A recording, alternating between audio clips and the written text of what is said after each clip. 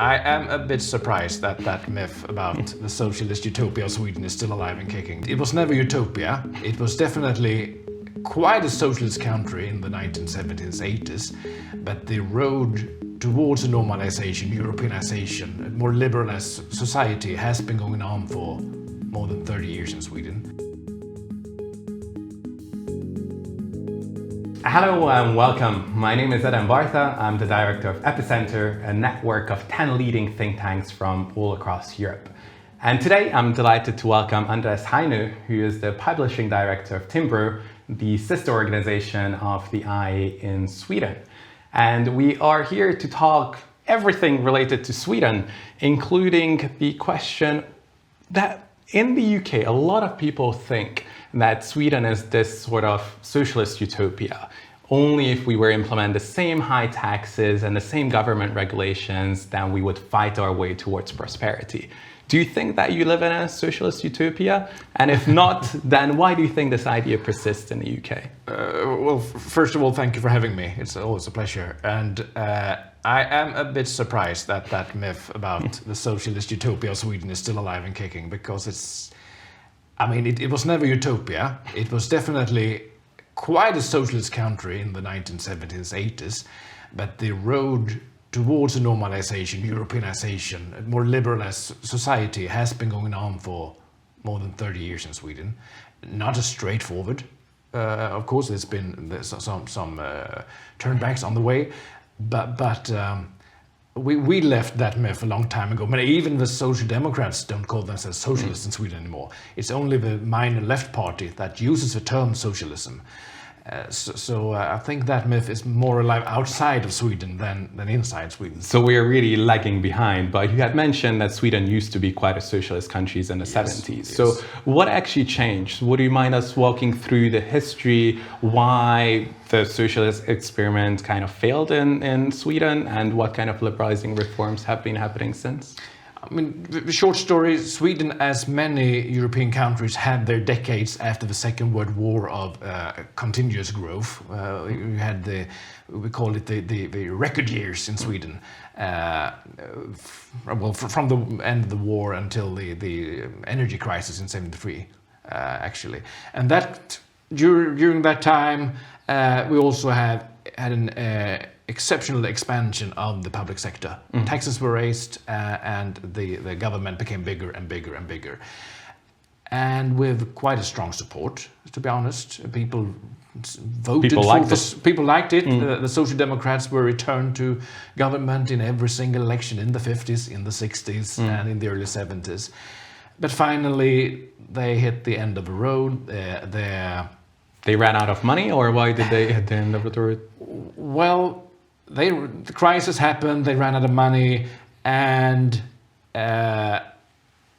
new ideas came partly from you guys. We were influenced in Sweden by what happened in Britain and America in the early 1980s. The neoliberal revolution swept even towards Scandinavia. So we had quite a large examples of privatization, deregulations, lowering of taxes. It started actually with the Social Democratic government in the 80s, and then had a real change in the early 90s with the first center-right government. It hasn't, as I said, it hasn't been straight on towards. We're not in a market liberal utopia either.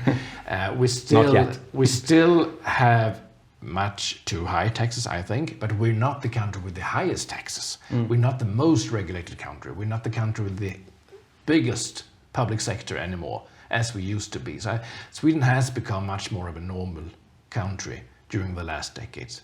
The myth prevails, obviously. So the tendency was right. It was towards liberalization, but it's not yet a perfect liberal utopia that you have mentioned.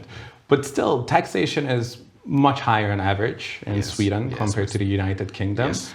But I've heard that on the regulatory side, Sweden is more or less fair in some regards than the UK. So can you walk us through some of these liberalizing, especially regulatory liberalizing reforms that kind of contributed to the Swedish economic growth and basically allow Sweden to have a pretty well-functioning welfare system that's not running massive deficits, we might like to reduce taxation, but at least the welfare system that Sweden has is based on these strong economic foundations that the country has. So what are the regulatory reforms that contributed to that strong economy over the last 10, 20 years? It's correct, as you say, that we still have quite high taxes and still too high taxes on income and on business, but the deregulation has been substantive. And in the welfare sector, we had many examples of privatization where you can, as a private company, you can run a hospital or a school, and you get to finance, basically a voucher system where the money follows the pupil or the sick person needing healthcare. Which is in total opposite what we have here in the United Kingdom, yes, right? Like yes. the national health insurance system Yes. that we have is just state from A to Z, and no involvement of private companies whatsoever. Still it's a minority part that is privately run, but it is an increasing part. And we used to have it like you still do with total public ownership. But also other sectors, telecommunication, railways, pharmacies has been privatized in different turns during the last 20 years. And let's jump to contemporary political affairs. Yes. So Sweden is also run by a conservative government, although in coalition with many other political parties.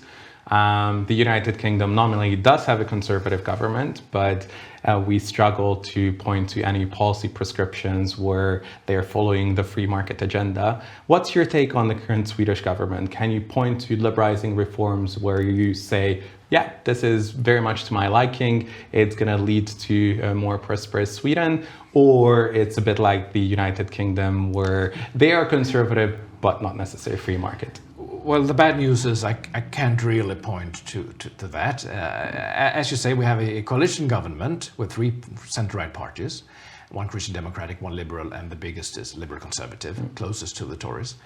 They're a minority government. They're supported with the radical right Sweden Democrats. And that agreement focuses very much on targeting crime and migration. So it's very little in substance on economics in that agreement. They've been around now for 6 months.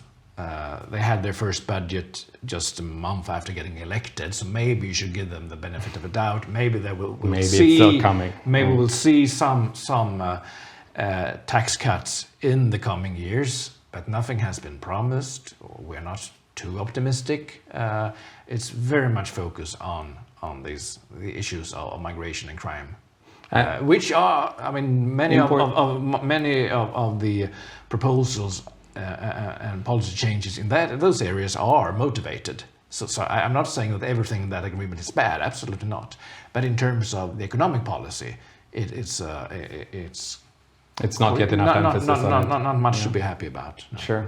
And when it comes to British affairs, I know that I'm sure you know that the UK is not part of the European Union anymore, but we still try to copy some of the best practices from other European countries. So if you had to advise the current UK government at the moment, what are the top 2 or 3 things that are performing pretty well in Sweden and that you think could be or should be implemented here in the United Kingdom? What would those policy suggestions be? Well, first of all, we miss you in the EU. Thank you. We miss us too.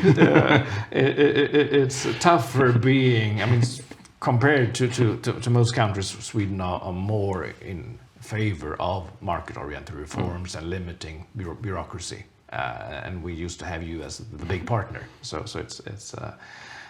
it's lonely without you.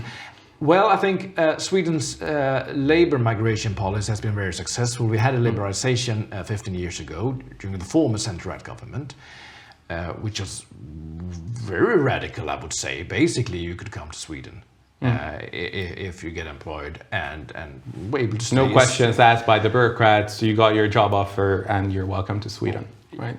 and it's been quite successful. This government is taking some steps in raising the level, how high your salary has to be, but still, it's the idea is. I think you have something to be inspired by that. We talked about earlier about healthcare, and I read some reports from Britain of what's not working with your health system. I think pretty much everything. I think there are things to look at in the Swedish system. We have had some successful private companies that doing good work, cutting queues to healthcare and so on. So saying that sentence is a dangerous thing in the UK, privatization and the NHS, but I think know it's Sweden, a matter of pride for you. But Sweden really can't be accused of, mad privatization of everything, but I think it's a very good example to follow, whether in the healthcare system or whether in the educational system, how state involvement, but not the direct running of healthcare and the direct running of education by state bureaucrats can work well. So hopefully some of the British policymakers do listen and that there are indeed good practices to learn from Sweden. And thank you so much for joining us and hope to work together a lot in the future as well. Thank you, Andreas. Thank you. Well, if you enjoyed that conversation, why not watch one of these other videos? And while you're here, remember to hit the subscribe button and the notification bell. That way, you'll never miss out on a single IEA broadcast.